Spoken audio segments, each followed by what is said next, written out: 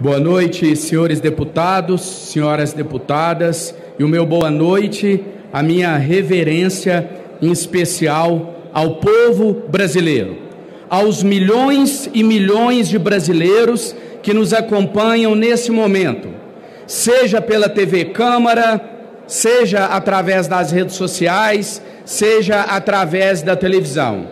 Milhões e milhões de brasileiros que, infelizmente, não se sentem representados por esse parlamento enquanto instituição. Milhões e milhões de brasileiros que, infelizmente, clamam lá fora, que tentam fazer a sua voz serem ouvida, mas são ignorados diuturnamente por essa casa.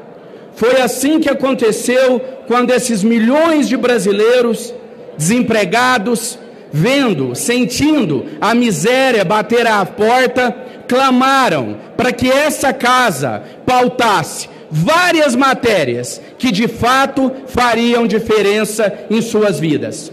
Matérias como a prorrogação do auxílio emergencial, que visava garantir a esses brasileiros continuarem lutando por um mínimo de dignidade durante a pandemia do coronavírus. Matérias como a prisão após a condenação em segunda instância, que na prática significava uma mensagem desse parlamento de que vivemos em um país em que a justiça existe para todos e não apenas para os mais pobres, para os mais necessitados, de que a justiça brasileira não beneficia aqueles que têm infinitos recursos para recorrer ao Poder Judiciário. Eu faço essa menção em especial ao povo brasileiro e cito essas causas, que essas sim são causas populares, porque me nego em admitir um regime democrático onde a vontade do povo é absolutamente ignorada. Os candidatos, os principais candidatos que hoje protagonizam a disputa nessa casa, não representam os anseios da população. Não são eles que o povo brasileiro quer ver sentado nessa cadeira. E eu tenho ainda a esperança de que na noite de hoje, quando cada um dos senhores votarão de forma secreta, com as consciências dos senhores, que os senhores possam responder a esse povo, que eles não estão só, que os senhores estão atentos ao clamor desse povo. E estar atento ao clamor desse povo não significa necessariamente votar no deputado federal André Janones para a presidência dessa casa.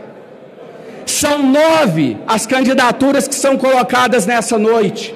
São 9 nomes que representam diferentes segmentos e parcelas da nossa população. Então, a minha candidatura e a candidatura de outros colegas, ela já cumpre com o seu papel de jogar por terra o discurso levantado por alguns de que não há opção, de que eu vou votar no candidato tal porque não existe outra opção. Existe opção sim. Quem quer virar as costas para o povo brasileiro e votar nos candidatos que o povo não quer, que tenha a hombridade de admitir isso, que tenha coragem de dizer, olha, eu tive a opção de caminhar lado a lado com o povo brasileiro, eu tive a opção de ouvir o grito de socorro, o clamor do meu povo, mas eu optei por virar as costas. Que virem as costas ao povo brasileiro, mas que não mintam descaradamente de que não tem opção, porque a opção existe. Nós somos, repito, 9 candidatos, cada um com as suas bandeiras, cada um com o seu histórico, cada um com o seu passado e cada um com os seus compromissos. Os meus compromissos não são com partidos políticos, não são com grupos políticos, não nasce de conchavos, de reuniões à madrugada dentro, como tem acontecido aqui em Brasília, mas nasce de um clamor popular, nasce da vontade e dos anseios dos excluídos desse país. A maioria que vira as costas responderá perante o povo brasileiro nas urnas no ano de 2022. E caso o cenário que se avizinha se concretize logo mais, com a nossa candidatura tendo um único voto, um voto com muito orgulho, caso eu venha a tê-lo essa noite.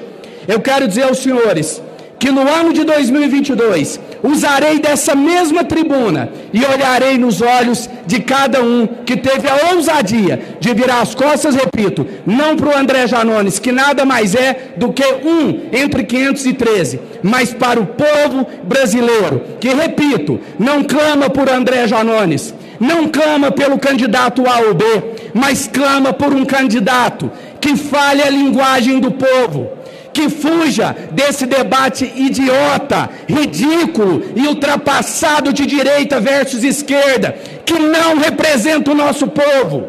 Esse parlamento está dentro de uma ilha, de uma bolha, e repito, a resposta virá nas urnas. Continuem ignorando o povo, continuem fingindo não ouvir os gritos que vêm das ruas.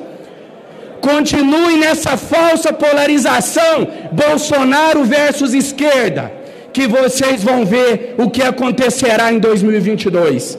Já cometeram esse erro no passado, ignorar um candidato que tinha o apoio popular, que falava a linguagem do povo, e esse então candidato hoje está sentado na cadeira de presidente da República do nosso país.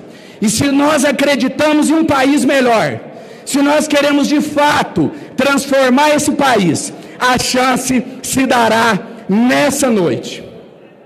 Eu quero dizer a vocês que eu acreditei, durante esses 2 anos dessa minha primeira experiência como deputado federal, que essa casa ensinaria para o Brasil como transformá-lo em uma grande nação.